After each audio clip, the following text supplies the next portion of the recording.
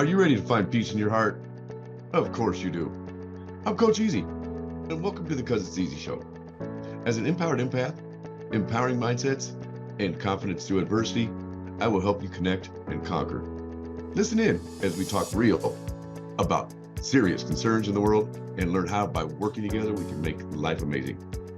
You are the ultimate number one in your life, and that's why you can be whoever you want and do whatever you want without worrying what anyone else thinks. Why? Because it's easy with me, Coach EaZy. I believe there is a path to an easier way, and having God in your life is the key. On this show, laughter is a promise, and music is the spiritual language. Because it's easy. Starts now. Welcome to the Its EaZy Show, Coach EaZy, on Transformation Talk Radio. I just, my last show, I think. Well, yeah, it is. But I'm trying something different. Not that I wouldn't love to stay here. I just, different path for now. I have a lot of other passions too, which this includes this. I love trying to empower people, but I'm going to be doing more with, I want to try to help fix or help put my time in to help with this opiate pandemic we got going on in this country. I'm a survivor, not survivor, but I went through it myself after I had back surgery back in 2009, and then 2010 I had the surgery, but I got off of them about 8 years ago. And it was the most miserable thing I've ever been through in my life. Seriously. I think I'd rather have back surgery 5 more times. That's why nobody can get off them once they get on them. And then, of course, sometimes leads to heroin. And then you got all the stuff coming over the border, fentanyl. It's literally the number one killer now in America is opiates. And I know some people have to stay on them forever, but they're not made for that, really. They're made for temporary fix. And to be honest with you, this is my opinion, not to be controversial, but I think we could do without them, because people did without them way back in the day. I realized I really wasn't not having pain. It just took my mind off the pain because the kind of euphoric feeling I would get. But Tylenol and Advil helped with my pain just as well, if not better. That's just me, though. But that was, of course, later on after I'd had the surgery and I'd been healed up and stuff. But I couldn't get off them either because of the horrible feeling you get, the withdrawals, you know. And I truly believe it's not their fault. People that are on most drugs is this way. I mean, we're stupid, especially when you're young. You try something maybe from peer pressure, or you're just not very wise. Kind of like smoking cigarettes. I mean, people wouldn't start smoking if they didn't get pushed on them when they're teenagers. That's when most people start smoking, when they're, naive and just want to fit in and be cool, And I think if they didn't know anything about them, they'd probably never even think about it. So if they're 25 and then somebody offered them, that's why you see nobody smokes like they used to. Gen X, man, the last group that got shoved down their throat with Camel Joe and Marble Man. They went after teens for them. They wanted to get people hooked. My dad, for instance, he hated smokers, but he smoked in the Army when he was in the Korean War. He said that was the only way you could get a break. So if you weren't a smoker, you had to keep working. Well, smart people probably thought, what the hell, I'm going to go start smoking so I can get a break. So they used to find ways to get people to smoke, because the tobacco industry used to be it's still a pretty big deal now because you got all the vapor stuff and all that. But point being, is I was getting at is, they say, nicotine, there was a phrase I used to always hear, nicotine's more addictive than heroin. I've never done heroin, but I've done pills. They're a derivative of heroin. But I was doing them all legally. It was just, it's not easy to get off them. And I'll be honest with you, I liked it. I mean, they made me feel good too, and that's terrible to say that, but that's a fact. But I know some people that have overdosed, not personally, but For instance, it can invite a rich neighborhood of people. It doesn't have a choice. It doesn't really pick and choose. You don't have to be rich, poor. It can get anybody. And it's killing over 300 a day between 18 and 43 years old. And then you throw in some sprinkling some kids or younger ones, you sprinkle in a few older ones, and some people are on the rest of their life. But for me, there comes a point where they're not even doing anything. You just got to keep taking more and more and more because your body gets immune to them, So if I can help some youth, that's kind of where I'm going. Or even adults. I mean, it's just a matter of, because mostly my program is about empowerment.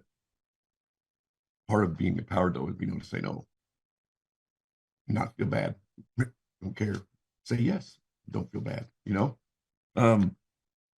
So that's kind of where my journey's taken me, and it might get a little bit more, and I'm going to talk about other subjects in the world too, kind of a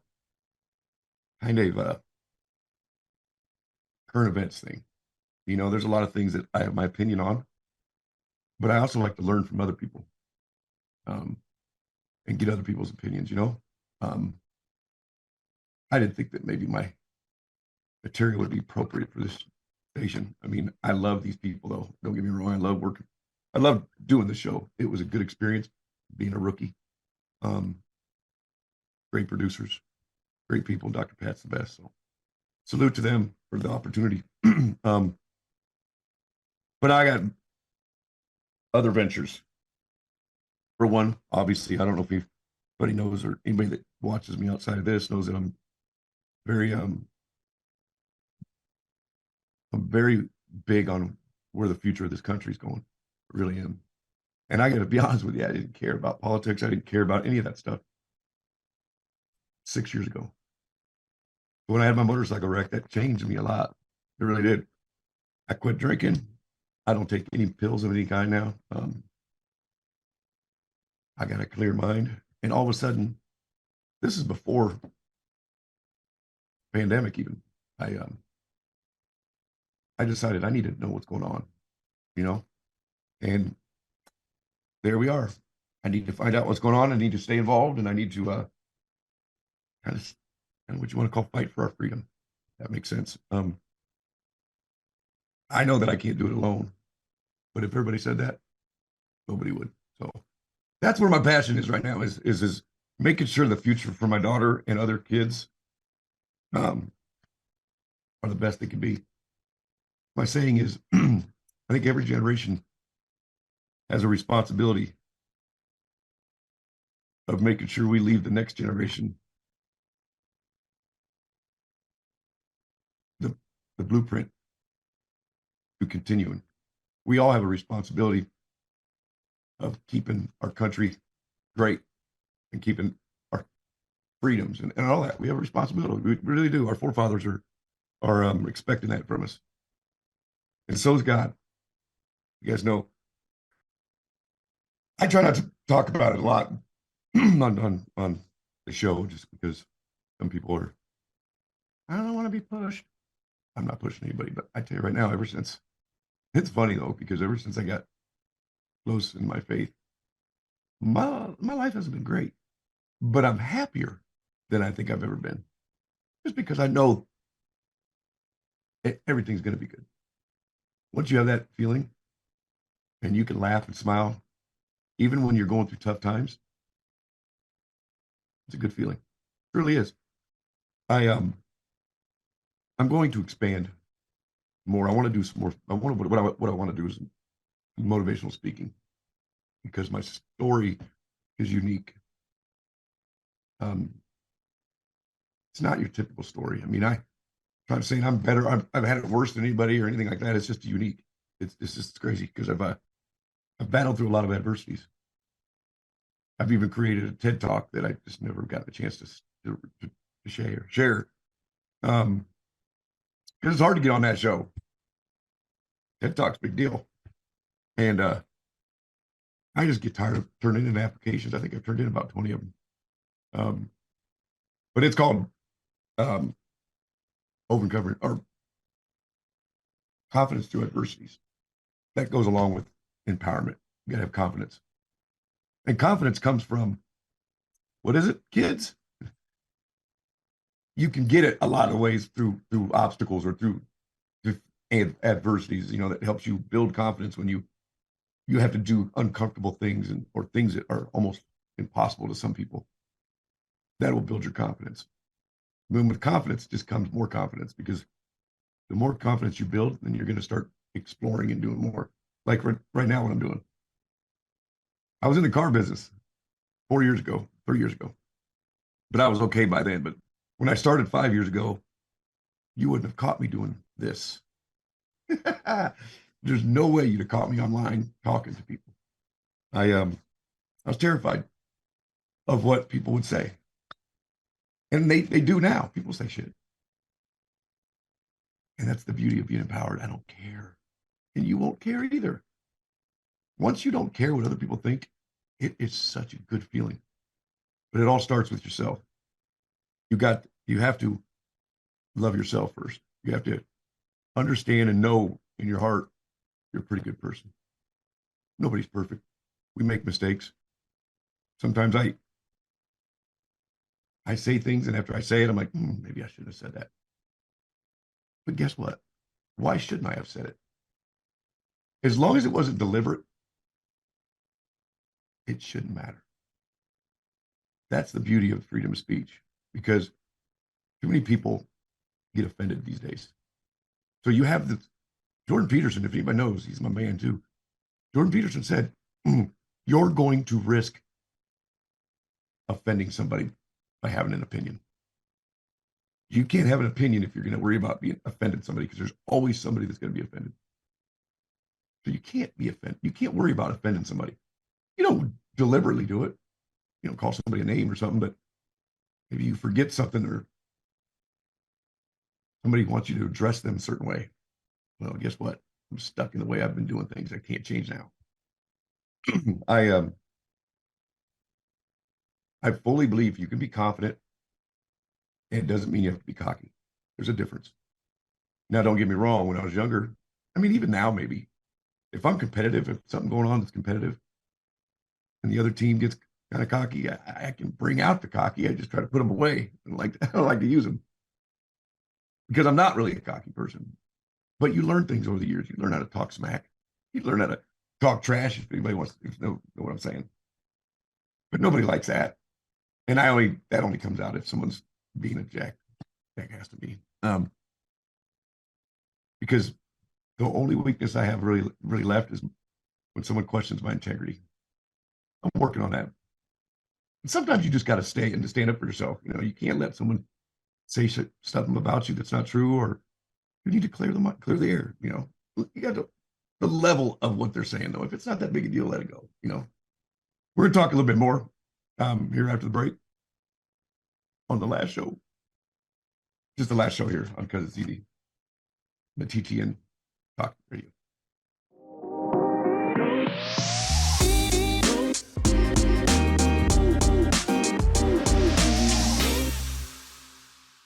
Welcome back, Because It's EaZy show. So,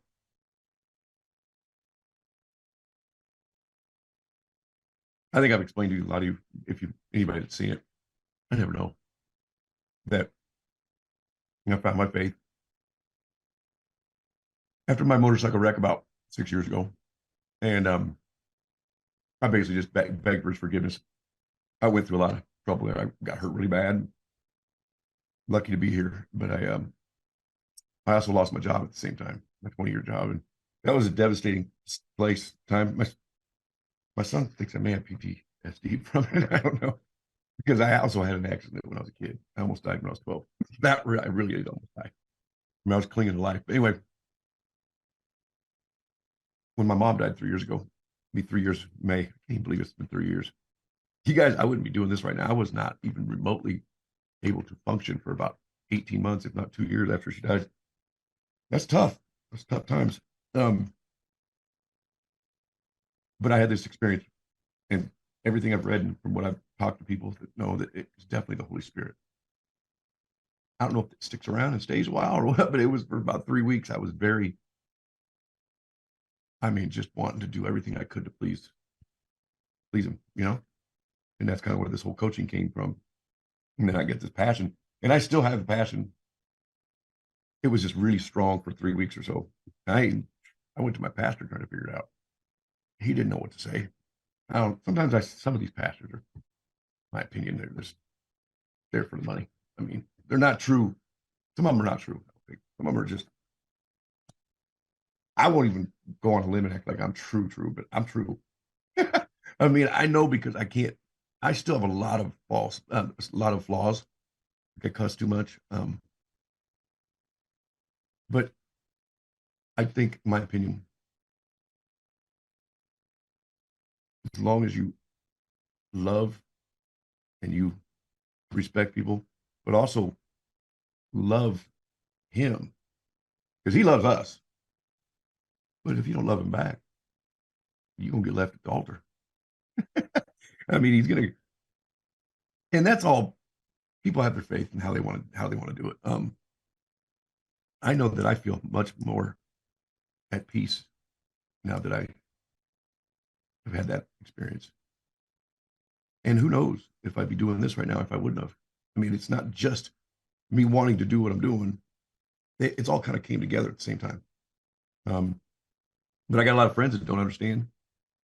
But I've made a lot of new friends, especially online. There's a lot of people that have went through the same experience I've been through. And I don't know what some people hate talking about it. Some people do. I don't get into it.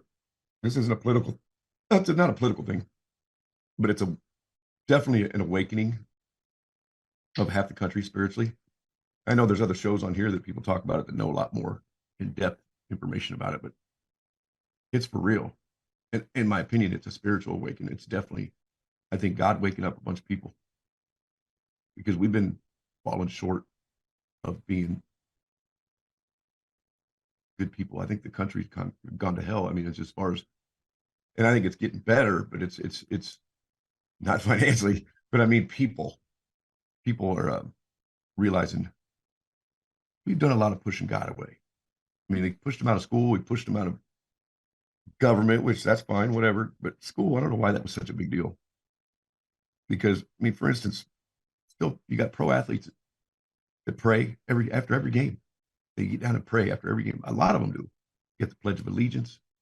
They stopped doing the Pledge of Allegiance in school. I thought that was pretty stupid. Even at night, man, they used to, they would do the national anthem. Last thing they'd show on TV. That was before you had cable and every single channel still has shows. But there's just a lot of things that was around when I was a kid that's just not now. I think social media is a great tool, but I think it's also the evil. I think it's got a lot of evil to it. You've seen a lot more people get divorced since social media. You see a lot less people get married since social media. But there's a lot of good things to it too. You know, people make a lot of money. They run their business and do their marketing and stuff on social media. So there's definitely a lot of benefits to it. It's the good and the bad, good, bad, and the ugly. Because I still like it. I mean, that's why I'm here. You can do a lot of stuff on social media. Could you imagine if there was no internet or no social media? You wouldn't know very many people. Just the people you grew up with, probably. There's a lot of time, we meet a lot of people online that we would have never met before. I probably would never have been even known to these people. I mean, the show wouldn't probably be here if it wasn't for that. But I know all the way back to where, and some of you young people won't know what the hell this is, but floppy disks. There was a game I used to have at my home. I used to play a game on a floppy disk. And then they had hard disks. Now you just download the damn thing from the internet, right? And it's called a Commodore 64. I test some of you guys that are young to go look what those are. Back when they had Atari and Intellivision, do you even know what those are? No, what the hell are they called? I just forget, just drew a blank. I used to play Madden and all that stuff back then. I mean, I'm not that old. I was damn good at Madden too.